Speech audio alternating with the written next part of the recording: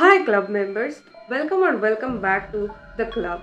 सबसे पहले मैं माफ़ी मांगना चाहूँगी कि अगर मेरे हिंदी में आप लोगों को कोई प्रॉब्लम नज़र आए तो मुझे माफ़ कर देना। एंड ऑल्सो आज आप लोगों को मैं जो इंसिडेंट बताने वाली हूँ वो कोरिया की स्टोरी है।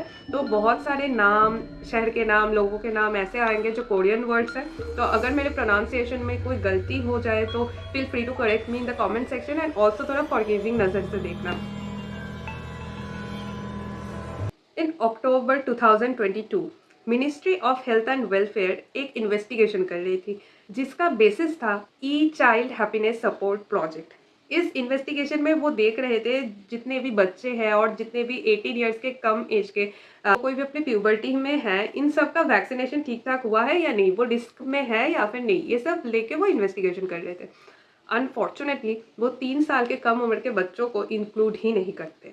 इस दौरान पोचेन की एक पब्लिक ऑफिशियल नोटिस करते हैं कि चोई जी वन नाम के एक बच्चा पोचेन का एड्रेस में एज ए रेसिडेंस रजिस्टर्ड तो है, बट उसका कोई इन्फेंट जो हेल्थ चेकअप्स होते हैं वैसा कोई डॉक्यूमेंट्स अवेलेबल नहीं है। और तो और उसका किसी किंडरगार्टन में भी कोई रजिस्ट्रेशन नहीं हुआ है। तो ऑफिशियल्स को थोड़ी शक होता है एंड वो चाइल्ड का मदर को कांटेक्ट करने की कोशिश करते हैं। इस दौरान उनको पता चलता है कि बच्चे की जो माँ है मिसेस सॉ मिसेस सॉ तो पोचेन की रहने वाली भी नहीं है, वो तो यहाँ पर रहती ही नहीं है।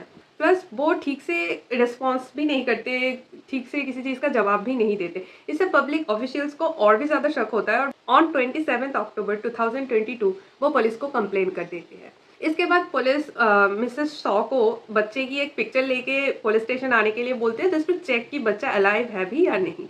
मिसेस शॉ आती भी है पुलिस स्टेशन एक पिक्चर लेके, बट वो पिक्चर तो उनकी बच्ची की थी ही नहीं, वो पिक्चर जीवन की थी ही नहीं, वो तो किसी और बच्चे की पिक्चर लेके आई थी जो जीवन का उम्र का भी नहीं इवन था। तो पुलिस को और भी ज्यादा शक हो जाता और G1 वॉज बॉर्न ऑन 12 अक्टूबर 2018। तो रिपोर्ट जब किया गया था उस टाइम तक जीवन का उम्र होना चाहिए था 4 साल, बट जो बच्चे का पिक्चर उन्होंने लाया था वो तो मैच कर ही नहीं रहा था। तो उन्होंने बोला कि आप बच्चे को ना हमारे सामने लेके आओ, हम सामने देखना चाहते हैं बच्चे को। तो मिसेस सॉ एक बच्चे को लेके आती है जिसका एज लगभग 2 साल का था और क्लेम करने लगती है कि यही जीवन है, जबकि पुलिस को बाद में पता चलता है कि वो बच्ची तो जीवन है ही नहीं, बल्कि वो बच्ची मिसेस सॉ की और मिसेस सॉ की जो न्यू बॉयफ्रेंड है उन दोनों की बच्ची है। और उस टाइम ना एक लिव इन रिलेशनशिप में रह रही थी उनकी नए बॉयफ्रेंड के साथ, और ये जो बच्ची को वो लेके आई है वो उन दोनों के ही बच्ची है, ना कि ये G1 है। ये केस पब्लिसाइज होने के बाद एक टिप ये भी रिवील करते हैं कि मिसेस सॉ एक local second hand trading platform में एक 4 साल की बच्ची ढूंढ रही थी खरीदने के लिए, ताकि उसको वो खुद की बच्ची कह के चला सके। जब पुलिस मिसेस सॉ को और भी पूछताछ करने लगती है तो मिसेस सॉ बताती है कि कुछ फाइनेंशियल डिफिकल्टीज के वजह से वो G1 को अबंडन कर देती है। ठीक है, तो पुलिस उनको बोलती है कि ठीक है, तो आप हमें उस जगह पर लेके चलिए जहाँ पर आप G1 को छोड़ के आए थे। तो मिसेस सॉ पुलिस के साथ उस जगह पर भी जाते हैं जहाँ पर वो क्लेम करती है कि यहाँ पर मैं G1 को छोड़ के गई थी, वहाँ पर वो जाते भी है। अच्छा, हम ना थोड़ा इजी हो जाए ताकि हमको, इसलिए हम G1 को बार बार जीवन जीवन ना बोल के बस जी बोलते हैं, इससे थोड़ा इजी हो जाएगा बार बार पूरा नाम बोलने से। तो उस जगह पर पुलिस को लेके मिसेस सॉ जाती है।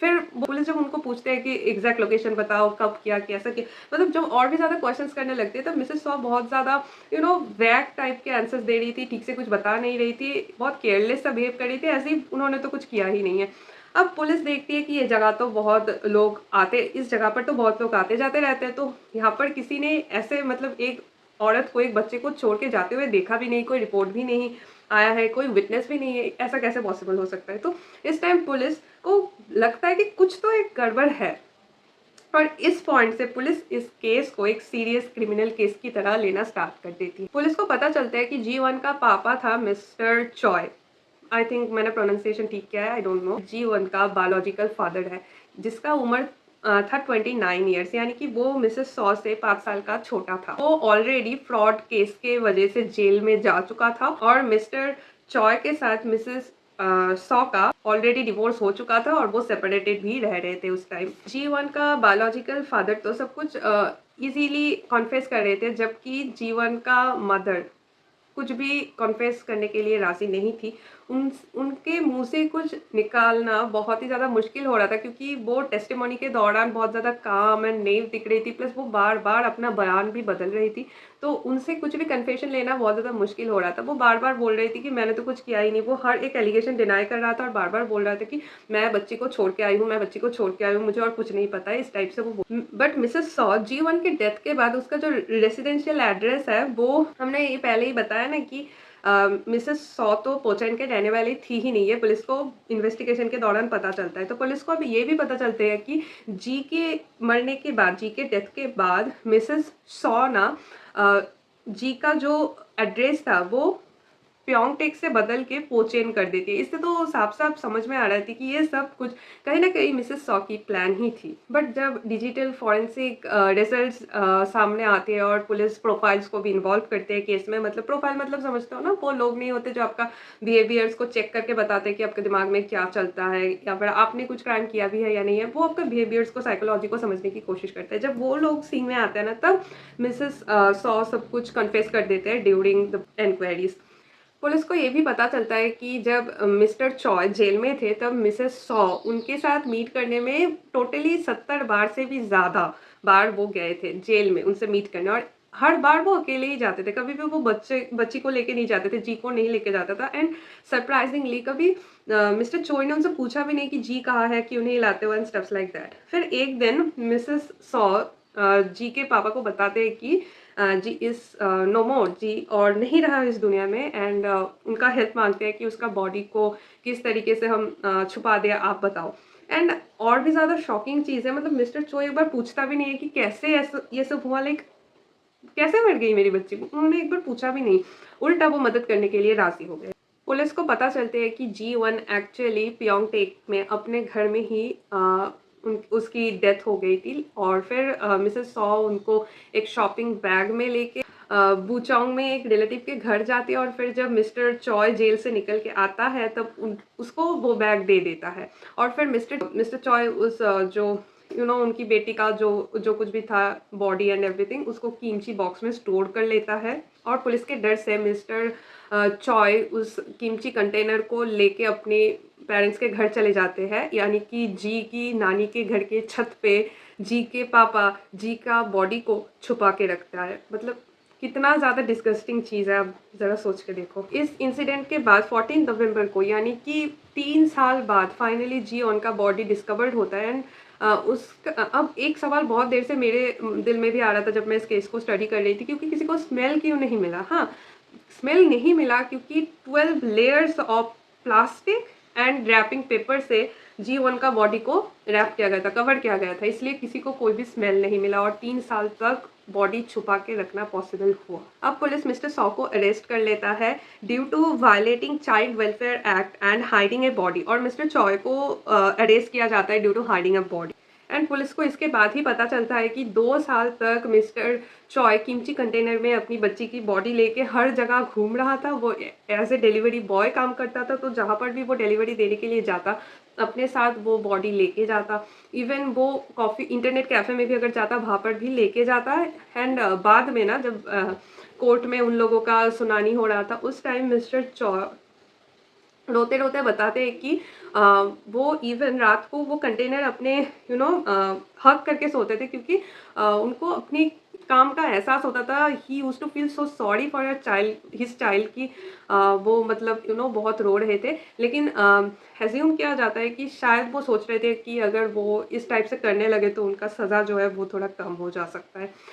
On the other hand Mrs saw भी रोते रोते बोलती है कि उसको भी अपनी गलती का एहसास हो रही है। वो बोलती है कि एक्चुअल में वो ना घर से बाहर चली गई थी without feeding her child, and फिर जब वो मॉर्निंग को घर में लौटी तो देखा कि जी इज़ नो मोर, एंड वो बहुत डर जाती है कि ये क्या हो गया एंड क्या करना है, एंड इस डर से वो बॉडी हाइड कर देती है।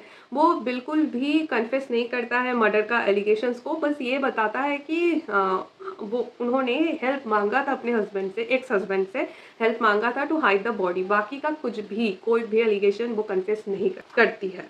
वो ये भी मेंशन करते हैं कि जी की मौत के एक वीक पहले जी को अचानक से बहुत ज़्यादा वोमिटिंग भी हो रहा था और बहुत ज़्यादा फीवर भी था, बट वो उस मिसेस सॉ को उसको हॉस्पिटल नहीं लेके गई और नेग्लेक्ट कर दिया।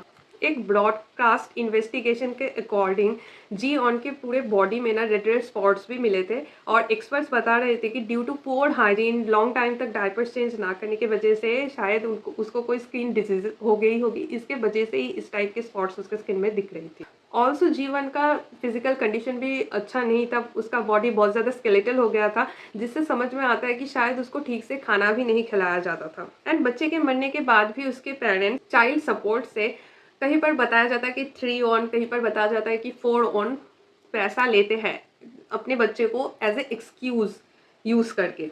इस कपल का ऑलरेडी और एक बेटा भी था 4 साल का, उसका कंडीशन भी सीवियर था एंड नेबर्स उस बच्चे को ना विंटर में थिन क्लोथ्स में अपने नेबरहुड में इधर उधर घूमते हुए देख लिया था, तो वो पुलिस को कॉल कर देते हैं। ये कपल ना उस बच्चे को किंडरगार्टन में भी नहीं भेजा था। Mrs Saw also met a lot of new man through online dating apps, जबकि उनका हस्बैंड जेल में था। एंड इवन वो जीवन का डेथ का पहले वाले दिन वो अपने लिव इन बॉयफ्रेंड के साथ होटल में भी स्टे कर रही थी।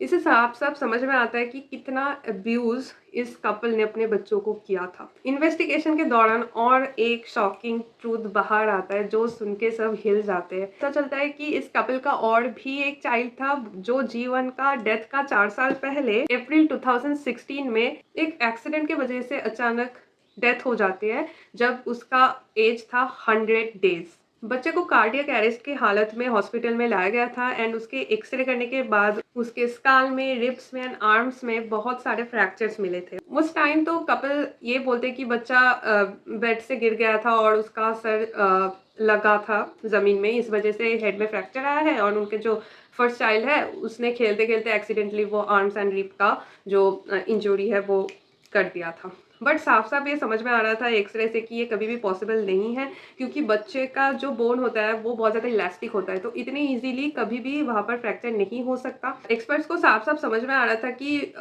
इस बेबी का रिब्स में जो इंजरीज है वो करने के लिए, एक बच्चे का रिब्स में इस टाइप का इंजरीज लाने के लिए एक सॉकर बॉल को जितना फोर्स से किया जाता है उतने फोर्स से हिट करना पड़ता है। प्लस तो उनके आर्म्स में जो फ्रैक्चर्स थे वो जब तक ना कोई एडल्ट हाथ को ट्विस्ट कर दे या फिर ग्रैब करे एंड टर्न करे तब तक ऐसा फ्रैक्चर्स भी पॉसिबल नहीं है। I don't know why, but इतने कुछ के बाद भी ना पुलिस इस केस को एक एक्सीडेंट ही डिक्लेयर कर देती है। G1 का ऑटोप्सी करना बहुत ज़्यादा मुश्किल हो रहा था क्योंकि इतने साल बीत गए हैं, तो बॉडी भी डिकम्पोज करना स्टार्ट हो रहा था, तो एज सच कुछ तो पता नहीं चल पाया कि उसका कॉज ऑफ डेथ क्या था, उसके बॉडी में कोई फ्रैक्चर या फिर इंजरी थे या नहीं। सस्पेक्ट किया जा रहा था कि उसको हाइपोग्लाइसेमिया था एंड उसकी मौत एयरवे ऑब्स्ट्रक्शन की वजह से हुई थी।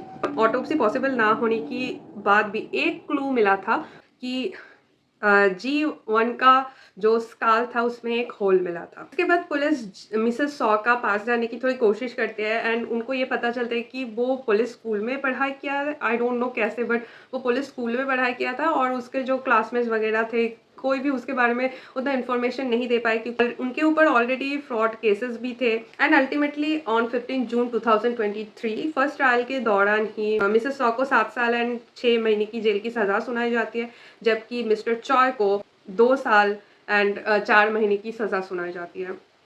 That's it for today guys.